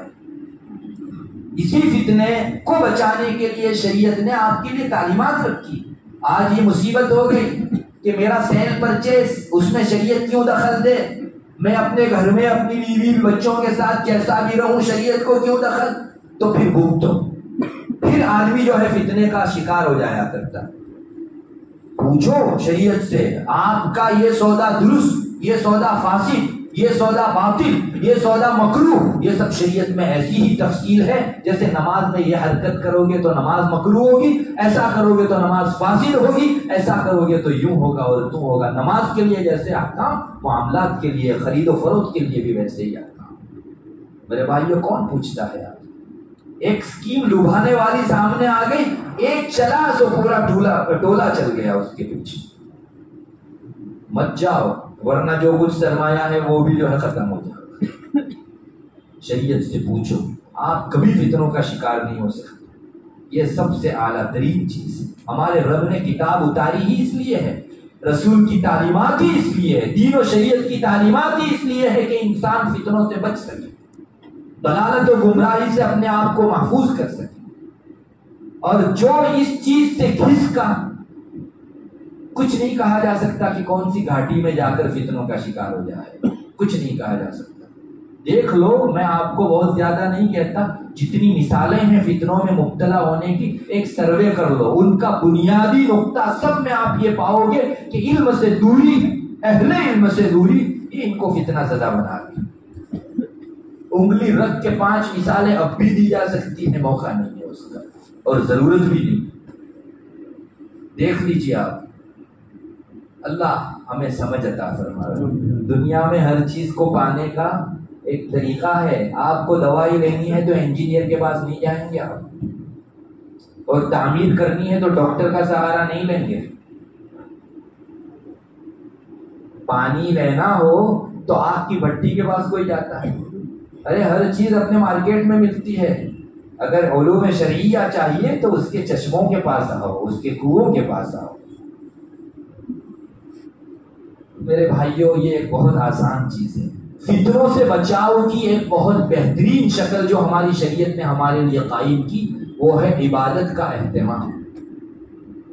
الحمدللہ، جو آدمی نماز، روزہ، زکوٰۃ، حج، تلاوت، ذکر و اذکار اور اللہ کی عبادت و فرما برداری میں رہتا ہے، اللہ کی شان ہے کہ اس کو فتنوں سے محفوظ رکھے۔ نماز کی اپنی ذاتی تاثیر ہے۔ ہم لوگ سمجھتے ہیں کہ ہم فجر کی نماز پڑھنے کے لیے آئے، 2 رکعت نماز فرض پڑھی، ایک فریضہ ہمارے سر پر تھا اور اتر گیا۔ جی نہیں، یہ نماز آپ کے گھر میں، مارکیٹ میں، راستوں پر آپ کو گناہوں سے روکنے والی بنی، اس کی تاثیر ہے۔ اور میں نہیں کہتا، ہمارا پیدا کرنے والا رب کہتا ہے، ان الصلاۃ تنہی عن الفحشاء والمنکر۔ نماز جو ہے گناہوں سے اور بے حیائی سے روکتی۔ اگر ہمارے گھر میں ہماری بیوی اور بچی ہمارا کہا نہیں مانتی اور بے حیائی کا لباس پہنتی ہے، تو اگر ہم ان کو زبانی بے حیائی سے بچنے کی تلقین کریں، وہی نماز پر بھی لائیں۔ اس لیے کہ قرآن کہتا ہے کہ نماز کا اہتمام کرنے والا بے حیائی سے خود بچتا۔ بہت تاثیر ہے فرض نمازوں کی، ہم نے فرض نمازوں کو پہچانا ہی۔ ایک آدمی 5 وقت کی فرض نماز پڑھتا ہے، اس کو ہم اس نگاہ سے نہیں دیکھتے جو دوسرا آدمی 100 رکعت نفل پڑھتا ہے، اس کو عظمت کی نگاہ سے دیکھتے ہیں۔ ارے فرض کی اپنی تاثیر ہے، وہ بھی بڑا ہے، اللہ نے اسے 100 رکعت نفل پڑھنے کی توفیق دی، لیکن مجھے سب سے اعلیٰ فرض نماز پڑھنے کی توفیق دی، اس کی اپنی تاثیر ہے۔ حدیث شریف میں آتا ہے کہ بندہ نوافل سے اتنی نزدیکی اللہ کی حاصل نہیں کر سکتا جتنی فرض سے حاصل کرتا، اس لیے فرض کو مقام دو۔ ہم لوگ فرض کو بہت لائٹلی لیتے ہیں، ارے آؤ جلدی سے آ کر بیٹھ جاؤ، یہ کیا مصیبت ہو گئی کہ اذان ہو گئی اور وقت جا رہا ہے اور عین امام صاحب جو ہے مصلی پر چلے آئے اور اب ہم اپنے گھر سے اپنے کام کاج کو چھوڑ کر اٹھ رہے ہیں۔ یہ مسلمان کی نماز کا حال ہے۔ پھر مسجد میں آیا، وضو کرنے لگا اور دیکھ رہا ہے کہ ابھی تو امام صاحب کی قرات چل رہی ہے، تھوڑا اور اپنی ضروری بات کر لو، اور جو ہی رکوع میں امام صاحب گئے، دوڑے دوڑے آئے، نماز میں شریک ہوئے، سلام پھیرا اور مسجد کی دیواریں کاٹنے دوڑتی ہیں باہر سیدھا۔ یہ ہے مسلمان کی وفاداری اپنے رب سے۔ مجھے معاف کریں، یہ ہے کہ نہیں نچے؟ اس رب سے ہم نصرت کی امید رکھتے ہیں اور ہمارا اس کے ساتھ رویہ یہ ہے۔ اور دوسری آفسوں کے اندر وہاں ویٹنگ روم میں آپ کو آدھا گھنٹہ بٹھایا جاتا ہے اور پھر جناب کے پاس حاضری ہوتی ہے آپ کی، تو ہم لوگ کتنی آسانی سے جو ہے وہاں آدھا گھنٹہ ویٹ کرتے ہیں۔ ہمارے رب کے لیے 5 منٹ پہلے آ جائیں، 2-4 اپنا دل لگائیں رب کے ساتھ، کتنا پیار ملے گا رب کا، کتنا خوش ہوگا کہ میرا بندہ جو ہے میری وفاداری نبھا رہا ہے۔ میرے بھائیوں، یہ کرنے کی چیز ہے۔ ہمارے رب کے ساتھ معاملہ بے وفائی کا ہو گیا۔ اس رب کی بے وفائی جو ہمیں کھلاتا ہے، جو ہمیں پلاتا ہے۔ ہم جب بھی خوف میں آتے ہیں تو کس کو پکارتے ہیں؟ جناب کو، شیٹھ کو، یا کس کو پکار؟ ہمارے رب کو پکارتے ہیں۔ تو یہ کیا بے وفائی ہوئی، کیا جفاکاری اور ظلم و ستم ہوا کہ جب مصیبت آئی تب اسے پکارا اور جب اس کی عبادت کا وقت آیا تو ہم پیٹ پھیر کے بھاگ گئے۔ ایک بہت بہترین مہینہ اگلا رمضان کا ہمارے لیے آ رہا ہے۔ علماء لکھتے ہیں جو آدمی رمضان کا روزہ اہتمام سے، محبت سے، خوش دلی کے ساتھ رکھتا ہے، انشاءاللہ فتنوں سے محفوظ رہے گا۔ رسول اللہ صلی اللہ علیہ وسلم کا ارشاد میں نے آپ کو سنایا، میں سنا رہا ہوں، الصوم جنہ، بہت اتنا سا ٹکڑا آپ نے فرمایا الصوم جنہ۔ آپ نے ڈھال دیکھی ہے؟ ڈھال، یہ جو لڑنے والے ہوتے ہیں میوزیموں میں آپ نے دیکھی ہوگی ڈھال، ایک تلوار ہوتی ہے اور تلوار کے وار کو روکنے کے لیے ایک ڈھال ہوتی ہے۔ عربوں کے یہاں بڑی مشہور تھی، ڈیفینس کی جو طاقت ان کی تھی وہ ڈھال کی تھی۔ تو اللہ کے رسول صلی اللہ علیہ وسلم فرماتے ہیں کہ روزہ ڈھال ہے۔ کیا مطلب ڈھال کا؟ بہت مطلب بیان کیے گئے۔ لوگوں نے فرمایا کہ جہنم سے ڈھال ہے، جہنم سے بچاؤ ہے، صحیح مطلب ہے۔ بعضوں نے فرمایا کہ گناہوں سے بچاؤ ہے، صحیح مطلب۔ بعضوں نے فرمایا فتنوں کے مقابلے میں ڈھال ہے، یہ بھی بالکل صحیح مطلب ہے۔ آپ روزہ رکھو، اللہ کے رسول فرماتے ہیں کہ ایک ڈھال تلوار کے وار کو روکتی ہے، روزہ فتنوں کو روکے گا آپ سے۔ اس لیے اگلا رمضان کا مہینہ آ رہا ہے، خوب جی بھر کے وصول کرو رمضان کو۔ ایک مہینہ مر مٹو میرے بھائی، ہمارا رب ہمارے اوپر عید کے دن لا رہا ہے۔ رمضان کا ہر روز مومن کے لیے اپنے رب سے قریب جانے کا دن، اور رب سے قربت و نزدیکی سے بڑھ کر عید کون سی ہوگی ہماری؟ مر مٹو ایک مہینے کے لیے، ورنہ ہماری وفاداری کیا کہی جائے گی۔ اور دنوں میں جتنا کام کرتے تھے رمضان میں بھی ہم 2-3 گھنٹے اللہ کی عبادت کے لیے فارغ نہیں کر سکتے۔ ارے رمضان میں اپنے کام کاج کو تھوڑا کم کرو، یہ رب کا انعام آیا ہے، لوٹو۔ یہ بہاریں یوں ہی چلی جائے گی زندگی کی، 50 سال، 51 سال، 52 سال، 55 سال، 60 سال ہو گیا دنیا سے، وصول نہیں کیا اس نے، اور اسی زندگی میں دوسروں نے وصول کر کے آخرت میں اپنا بیلنس کر دیا۔ ایک رمضان کا مہینہ اپنے ملازمت پر سے 2-3 گھنٹہ چھٹی لو اور آ کر قرآن کریم کی تلاوت کرو۔ کتنی مصیبت ہے، اور دن جیسے رمضان بھی ویسا ہے، نہ اور دنوں میں تلاوت کی توفیق اور رمضان کے اندر ہم کو مزید ذکر و اذکار کی توفیق۔ تو ہمارے رب کے اس مہینے کا کون سا ویلکم ہم نے کیا؟ آج دنیا ان کے تہوار آتی ہے، کرسمس کو دیکھ لو، دیوالی کو دیکھ لو، اتنا ویلکم کرتی ہے کہ نہ پوچھیے بات۔ ہم مومن جو ہے کوئی استقبال ہی نہیں کرتے ہمارے رب کے انعام کا۔ اس کا استقبال یہ اپنے کام کاج میں سے تھوڑا سا وقت فارغ کرو. ارے اللہ اگلے مہینوں آپ کے یہاں روزی کے دہانے کھول دے گا. یہاں بہانوں پر دہانے کھلتے ہیں. کوئی بہانہ تو دکھاوے، ورنہ ہم لوگ رمضان میں بھی ویسے ہی کام کریں تو کس کی روزی میں اتنا اضافہ ہو گیا؟ ارے گزشتہ جتنا پاتے تھے اتنا ہی آج بھی پا رہے ہیں. تو کچھ پانے کے لیے کچھ کرو. رمضان کا وقت جو ہے فارغ کرو. رات کو تراویح ہوتی ہے، خوش دلی سے کھڑے رہو. ایک ہمارے رب کا کلام سننے کے لیے ایک مہینہ ہے. اس میں بھی ہم جو ہے یہ کہتے ہیں کہ امام صاحب بہت دیر کرتے ہیں، رکوع میں جو ہے بہت دیر کرتے ہیں، سجدے میں. ارے بھائی وہ ویٹنگ کو یاد کر لو، آدھا گھنٹہ ہم کرتے ہیں. ڈاکٹر، ایک ادنا ڈاکٹر، اس کے پاس جو ہے وہ ویٹنگ کرواتا ہم سے. ایک مرتبہ میں ڈینٹسٹ کے پاس پہنچا، اس نے وقت دیا تھا، تھوڑا سا بس چپ گیا تو میں دیر سے پہنچا، تو اس نے 2 گھنٹہ بٹھائے رکھا مجھ کو.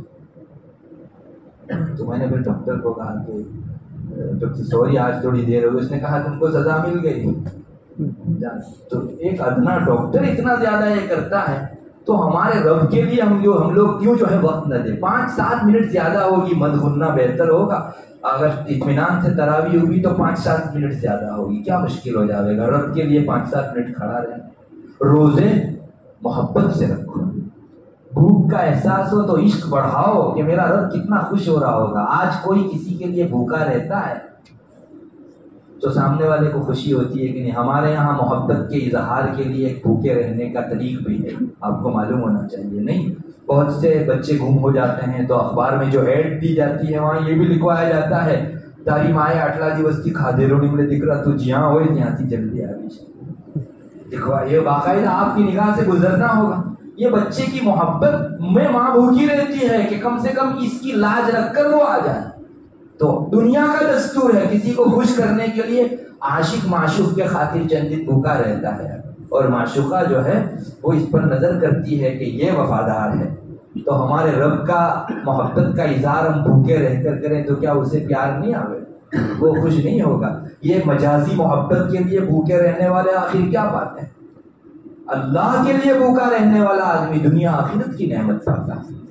اللہ کرے ہم ان چیزوں کو پہچانیں. رمضان کے روزے اللہ سے اتنے قریب کر دیتے ہیں. کاش ایسا کوئی مشین ہوتا جو اس ڈسٹنس کو بتا سکتا کہ آپ پہلے رمضان سے کتنے دور تھے اور 1 مہینہ رمضان کے روزے کے بعد اپنے رب سے کتنے قریب ہو. وہ بادشاہوں کا بادشاہ. ہمارے یہاں کوئی پی ایم سی ایم جناب آ گیا تو اس کے بازو میں کھڑے رہنے کا کسی کو شرف حاصل ہو گیا تو زندگی بھر گاتے رہتا ہے وہ کیا بندے کو جو ہے، اور 4-5 سیلفی کھنچواتا ہے اور یہ کرواتا ہے. تو ان دنیا کے جو ہے ناسوتی بادشاہوں جن کو اپنی قسمت کا پتہ نہیں ہے ان کے بازو میں کھڑے رہنے کو تو ہم اعزاز سمجھے اور ہمارے رب کی نزدیکی کو خاطر میں نہ لاویں. کیا مصیبت ہے. ارے آپ اللہ سے قریب ہو رہے ہیں اور اتنے قریب آنکھیں بند کرو تو پتہ چلے گا کہ رمضان نے آپ کو کہاں پہنچا دیا. رب تعالیٰ کی حضور مجھے آپ کو مرنا ہے، آنکھیں بند ہونی ہے اور اس کے بعد ہی یہ چیزیں کام آوے گی. وہاں کی کرنسی یہی ہے. تیار کر کے بھیجو، اس جگہ بیلنس کرو روزوں، نماز، ذکر، اذکار کے ذریعے سے. ہمارا رب تو ہماری عبادتوں کو بڑھانے کے لیے کہے کہ 1 فرض پڑھو 70 فرض نماز پڑھنے کا تم کو ثواب ملے گا. اور ہمارا رمضان سے پہلے جو رویہ تھا وہی رویہ ابھی بھی رہے. 1 نفل پڑھو تو فرض نماز پڑھنے کا درجے کا ثواب. یہ کیوں؟ تاکہ لوگ زیادہ سے زیادہ نفل پڑھیں. لیکن رمضان سے پہلے بھی میں نفل نہیں پڑھتا تھا اور رمضان میں بھی نہیں پڑھتا تو میرے رب کے اس انعام کی کیا قدر کی ہے؟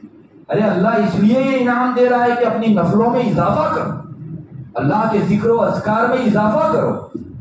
یہ اللہ کے انعام کی ناقدری ہے کہ وہ تو کہے کہ میں اتنا دوں گا اور ہم لوگ مستغنی ہو کر رمضان سے پہلے جیسے تھے ویسے ہی رہے. اللہ کے واسطے اس کی نعمتوں کی ناقدری ہے. وہ بہت غیور ہے، بہت غنی ہے، بہت بیزار ہے. اس کو ہماری ضرورت نہیں ہے کہ اس کی محبت ہے کہ میری گنہگاری کے باوجود بھی مجھ کو کھانا کھلاتا. میرے بھائیوں، ایک رمضان کا مہینہ ہمارے لیے آ رہا ہے، اس کی قدر کرو. عبادت میں مر مٹو.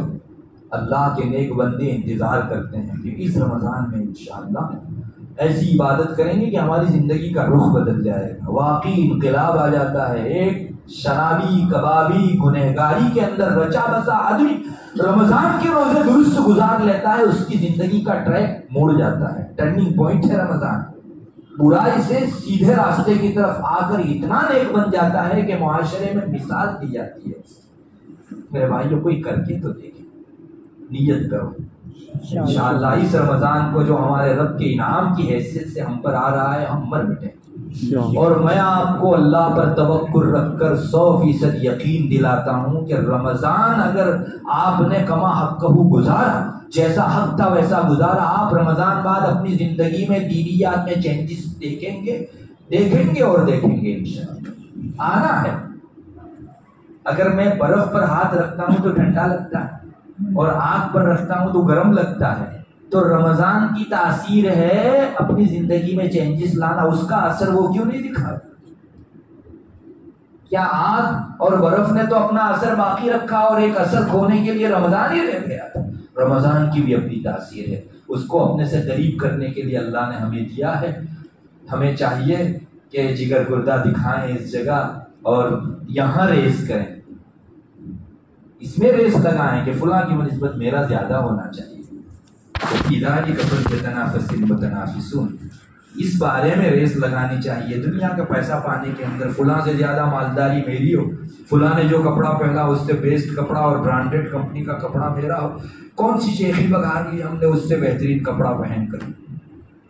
اس میں ریس لگاؤ. اس کے پاروں کے مقابل میں مجھ کو اللہ تعالیٰ زیادہ قرآن کریم ختم کرنے کی توفیق. اللہ تعالیٰ ہمارے رمضان کو ضائع ہونے سے بچا لے اور اس کے انعام کی قدردانی کی اللہ تعالیٰ توفیق عطا فرمائے. وآخر دعوانا الحمدللہ رب العالمین.